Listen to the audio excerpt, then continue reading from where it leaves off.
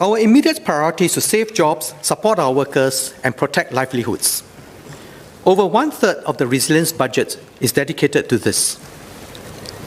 Even then, we cannot prevent an economic recession, as the external health and economic situation will evolve beyond our control. But it will help us mitigate the extent of the downturn and, more importantly, help save jobs and protect livelihoods.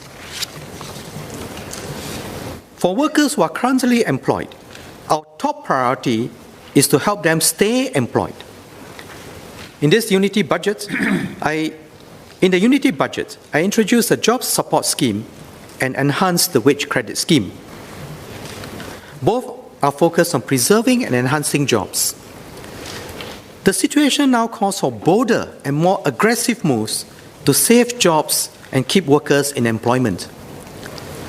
I will significantly enhance and extend the jobs support scheme to provide more impactful and sustained wage support. For every local worker in employment, I will raise the government's co-funding of wages from 8% to 25%. Firms in the food services sector will receive higher support at 50% of wages. And firms in the aviation and tourism sectors, which are the most badly affected sectors, will be supported at 75% of wages.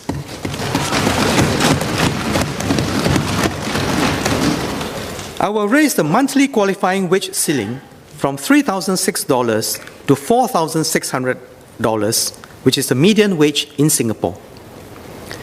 I will also extend the job support scheme for another 2 quarters till the end of 2020.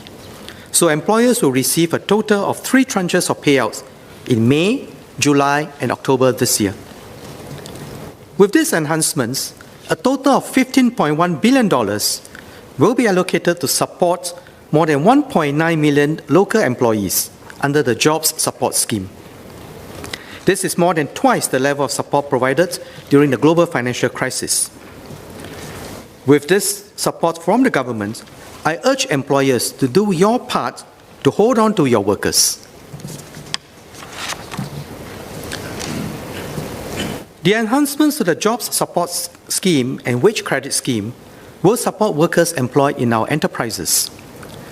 The second group of individuals whom we seek to support is self-employed persons.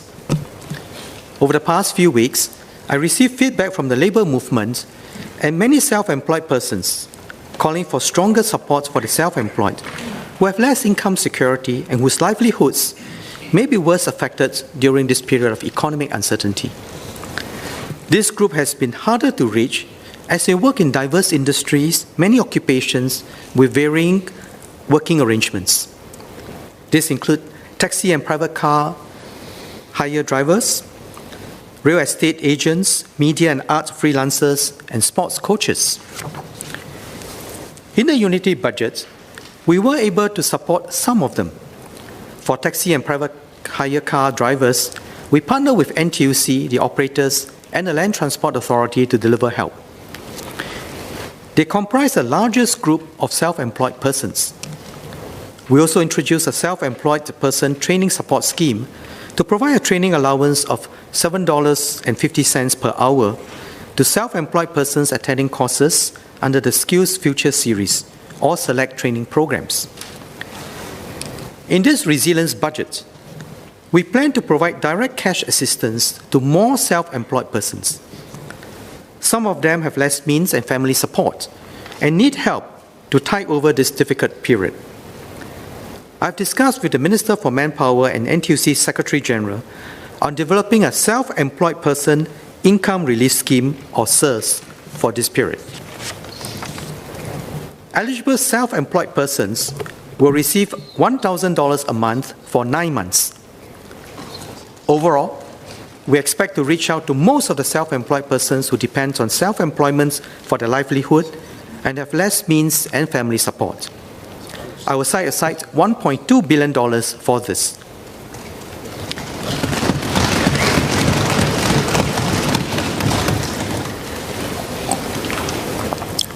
The Ministry of Manpower will provide more details soon.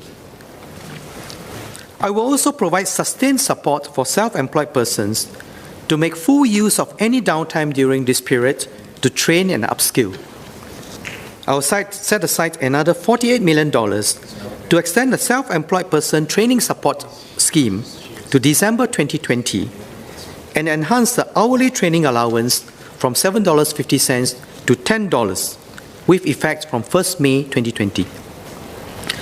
The enhanced training allowance is on top of the already generous training subsidies, which cover up to 90% of fees. In addition, trainees will be able to tap on the Skills Future credit to further offset the course fees. Through these schemes, and with our many partners, we hope to provide a safety net for the self-employed during this outbreak. Looking ahead, we will see how we can better support self-employed persons in strengthening their financial security. We'll study this carefully. For lower-income workers, including self-employed persons, we have been supplementing their incomes through the Workfare Income Supplement Scheme, or WIS.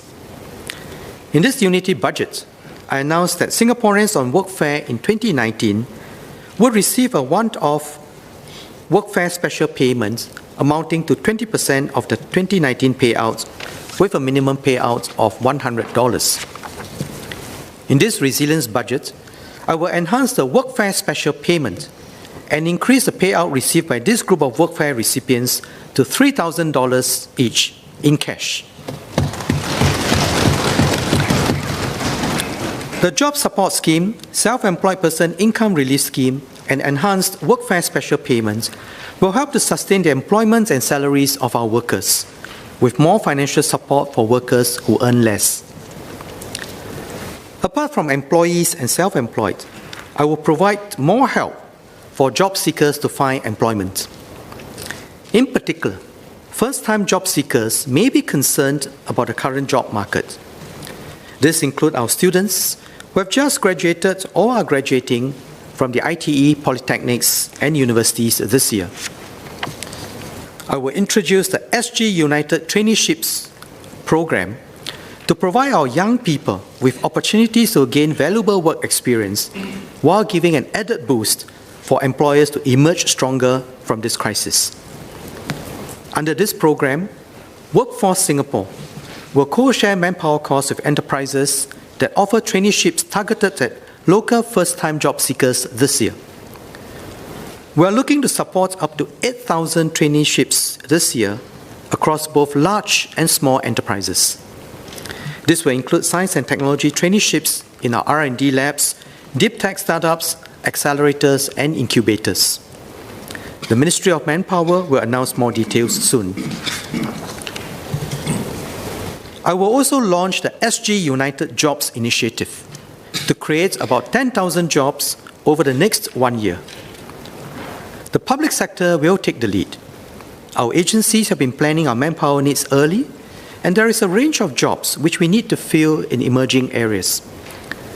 We'll accelerate hiring plans to fill these roles while giving our people meaningful employment opportunities.